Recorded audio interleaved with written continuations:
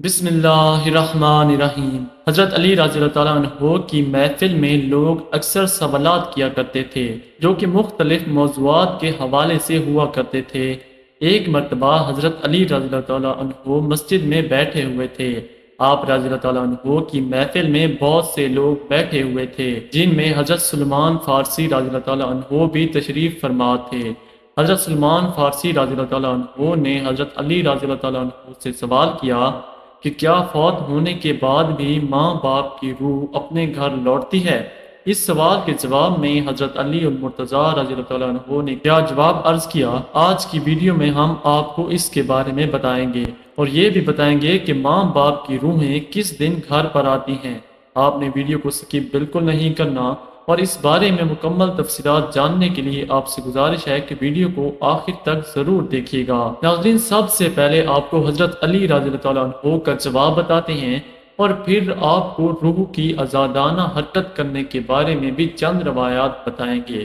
حضرت سلمان فارسی رضی اللہ تعالیٰ عنہ کے سوال کے جواب میں حضرت علی رضی اللہ تعالیٰ عنہ نے فرمایا کہ اے سلمان، یاد رکھو، جب والدین فوت ہو جاتے ہیں تو ان کی روحیں اپنے گھر اپنے بچوں کے پاس آتی ہیں۔ وہ اپنی اولاد سے فریاد کرتی ہیں، آہ و بکا کرتی ہیں، اور وہ اپنی اولاد سے یہ سوال کرتی ہیں کہ صدقات اور نیک اعمال کے ذریعے ان پر مہربانی کریں، اور ان سے اپنے لیے دعاؤں کے لیے سوال کرتی ہیں۔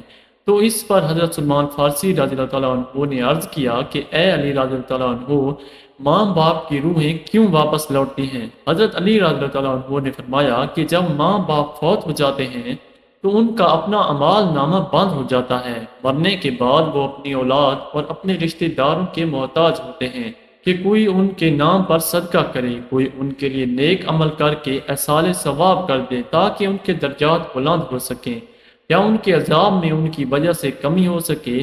یہی وجہ ہے کہ ماں باپ کی ارواحیں گھر لوٹتی ہیں اور فریاد کرتی ہیں کہ انہیں بھی دعاؤں میں یاد کیا جائے، ان کے لیے اعمال کیے جائیں اور صدقہ دیا جائے۔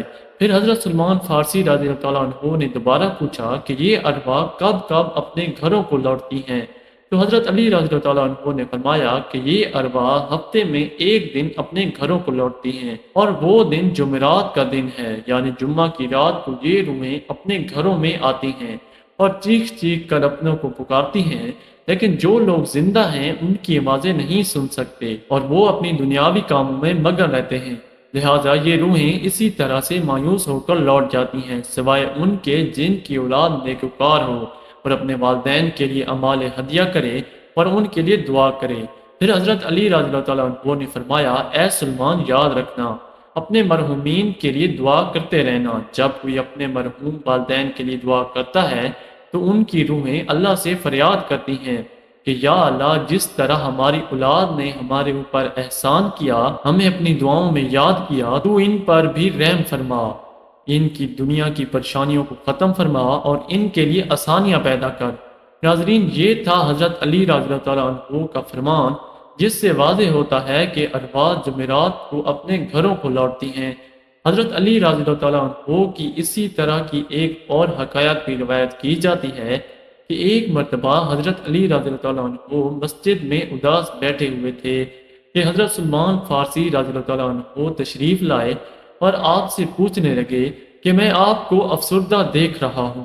تو حضرت علی رضی اللہ تعالیٰ عنہ نے فرمایا کہ اے سلمان، میں اس لیے اداس ہوں کہ آج میں نے ایک ماں کی روح کو اپنی اولاد کے گھر میں روتے ہوئے دیکھا ہے، اور وہ اپنی اولاد سے فریاد کر رہی تھی۔ اس کے آہ و بکا سن کر میں بھی پریشان ہوں، اور وہ اپنی اولاد سے یہ سوال کر رہی تھی کہ صدقات اور نیک اعمال کے ذریعے میرے اوپر مہربانی کرو، مجھے اپنی دعاؤں میں یاد کرو۔ تو اس پر حضرت سلمان فارسی رضی اللہ تعالیٰ عنہ نے عرض کیا کہ اے علی رضی اللہ تعالیٰ عنہ، کیا مرنے کے بعد ماں باپ کی روحیں بھی واپس لوٹتی ہیں؟ حضرت علی رضی اللہ تعالیٰ عنہ نے فرمایا، ہاں، جب ماں باپ فوت ہو جاتے ہیں تو ان کا اپنا اعمال نامہ تو بند ہو جاتا ہے، مرنے کے بعد وہ اپنی اولاد اور اپنے رشتہ داروں کے محتاج ہو جاتے ہیں، کوئی ان کے نام پر صدقہ کر لے، کوئی ان کے لیے نیک عمل کر کے ایصال ثواب کر دے تاکہ ان کے درجات بلند ہو سکیں یا ان کے عذاب میں ان کی وجہ سے کمی ہو سکے۔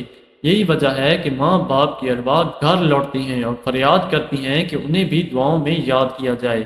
ناظرین، ہمیں یہ معلوم ہوا کہ والدین کے لیے ان کی وفات کے بعد دعا ضرور کرنی چاہیے اور ان کو اعمال ہدیہ کرنے چاہیے تاکہ ان کی ارواح کو سکون پہنچ سکے۔ ایک روایت میں آتا ہے کہ ایک بزرگ نے اپنے مرحوم بھائی کو خواب میں دیکھا تو پوچھا کہ کیا ہم لوگوں کی دعائیں آپ تک پہنچتی ہیں؟ تو اس مرحوم نے جواب دیا کہ ہاں، خدا کی قسم یہ دعائیں ہمارے پاس نورانی لباس کی صورت میں پہنچتی ہیں اور ہم ان کو پہن لیتے ہیں۔